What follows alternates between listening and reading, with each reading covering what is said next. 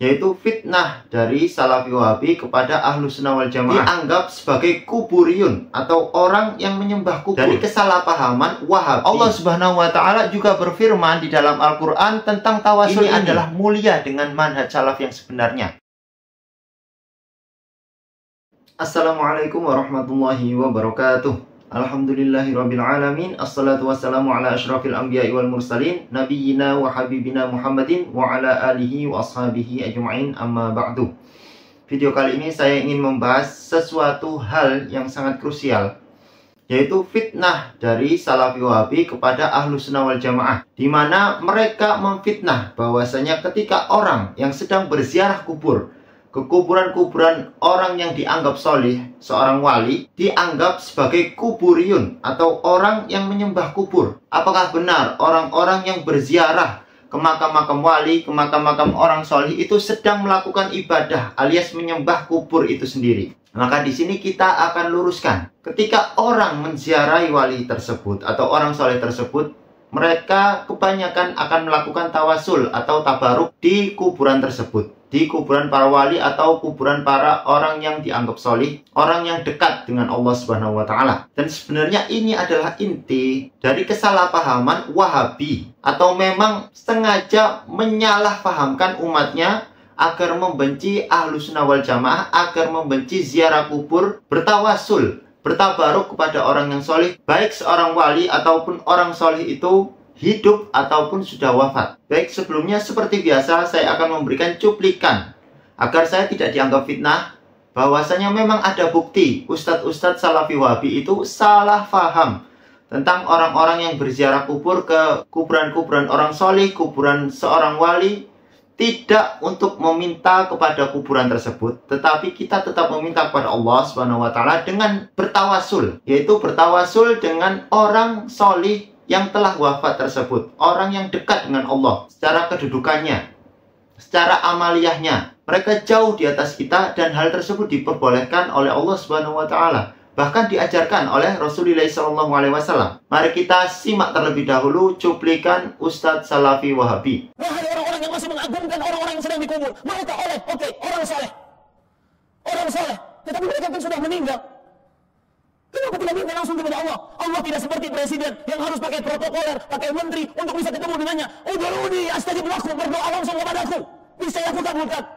Saya aneh kadang-kadang sebagian orang lebih percaya perkataan manusia dibandingkan firman Allah. Itu firman Allah, Allah mau berfirman seperti itu, dan Allah la yukhliful mi'ad. Allah tidak menyelisihi, mengingkari janjinya. Jika Allah katakan berdoa kalian kepadaku, kenapa tidak minta kepada Allah Subhanahu wa Ta'ala langsung? Yang maha mendengar, yang maha dekat, yang mempunyai apa saja. Baik, itu adalah salah satu cuplikan dari banyaknya ustadz-ustadz Salafi Wahabi yang mensyirikan perbuatan bertawasul ataupun bertabaruk di kuburan-kuburan orang yang solih atau yang dianggap sebagai wali yang dekat dengan Allah.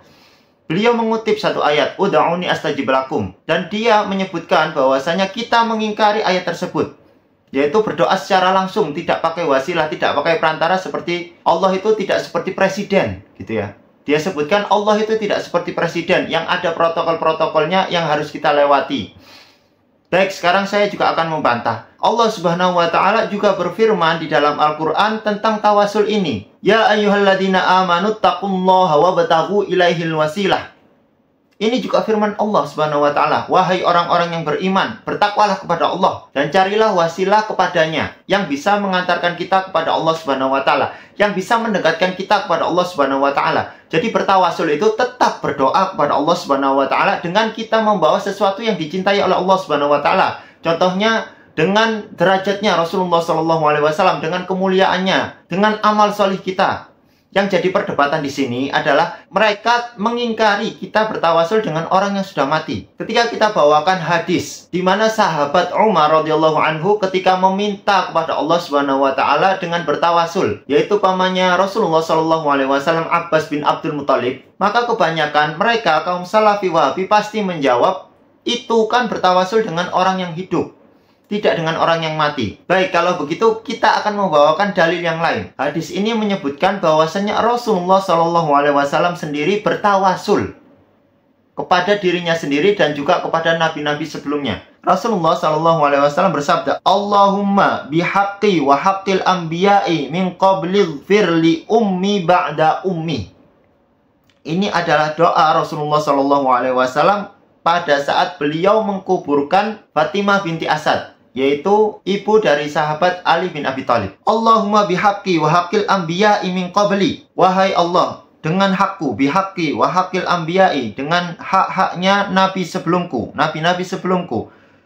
Ighfir li ummi ba'da ummi, maka ampunilah ibuku setelah ibuku.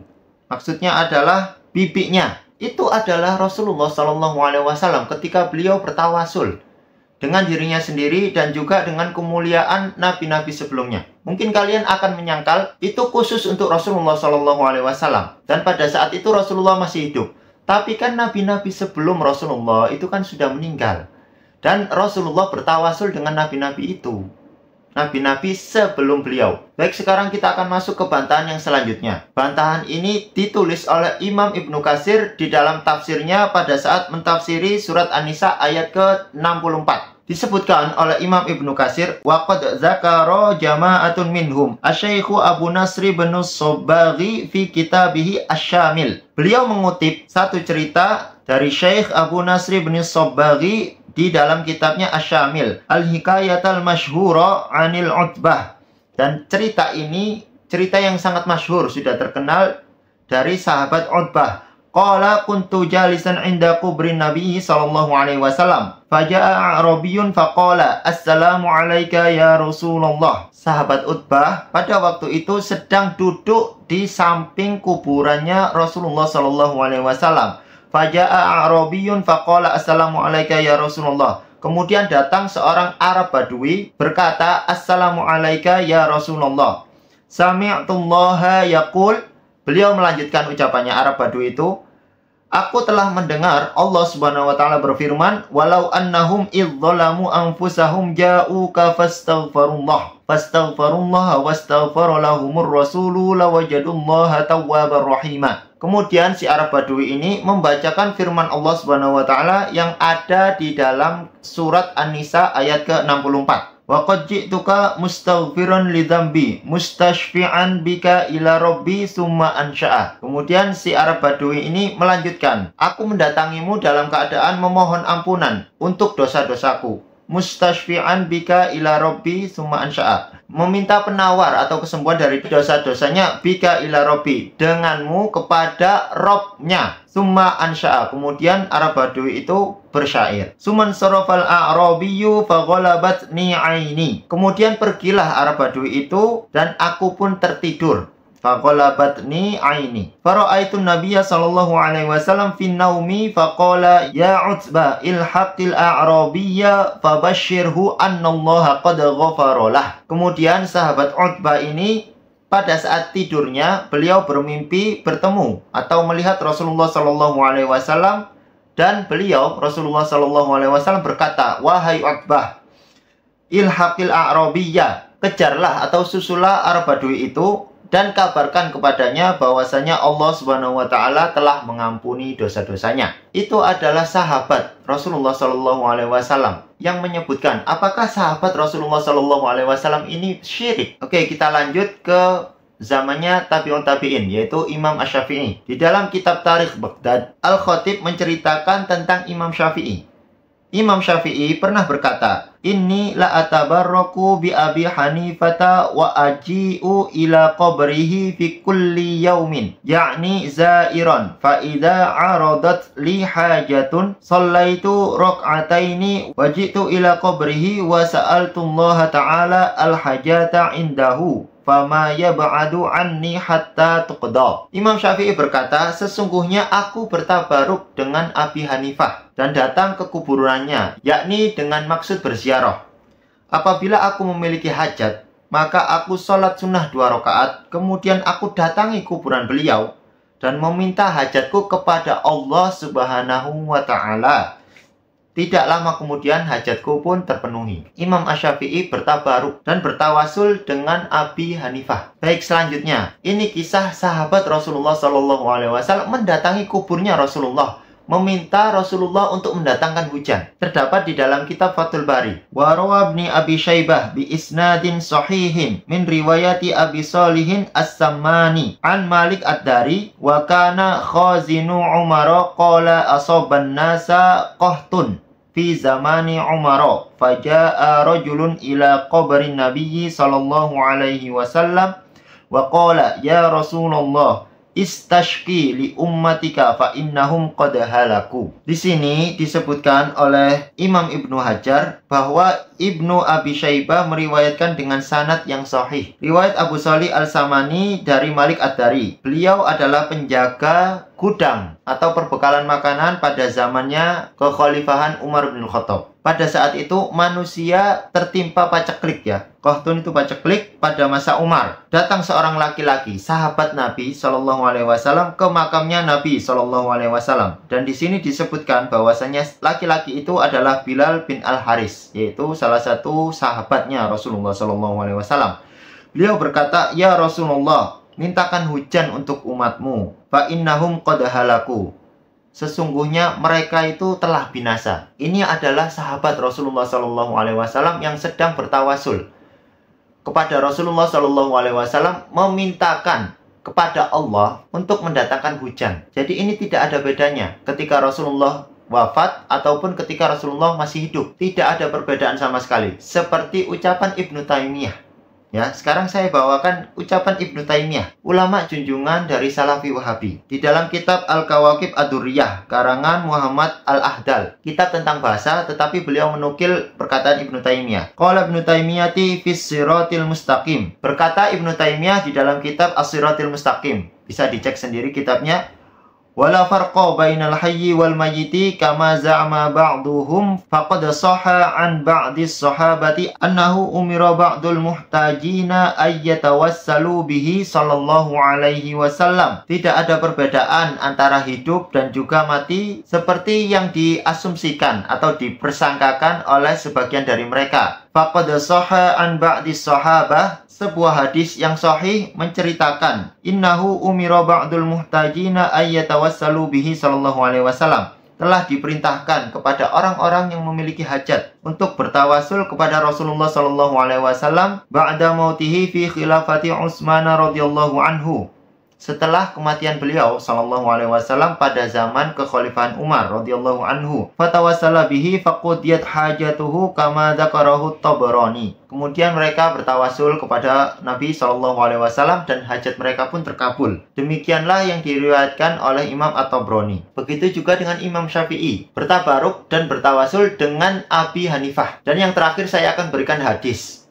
Di sini hadisnya Rasulullah Shallallahu Alaihi Wasallam mengajari sahabat untuk bertawasul, dan ini redaksi langsung dari Rasulullah Shallallahu Alaihi Wasallam ketika kita ingin bertawasul dengan Rasulullah Shallallahu Alaihi Wasallam. Inna rajulan dharirul basari atan Nabiyya Shallallahu Alaihi Wasallam faqala ud'ullaha ayyu'afiyani qala in syi'ta da'autu wa in syi'ta sabarta fahuwa khairun laka.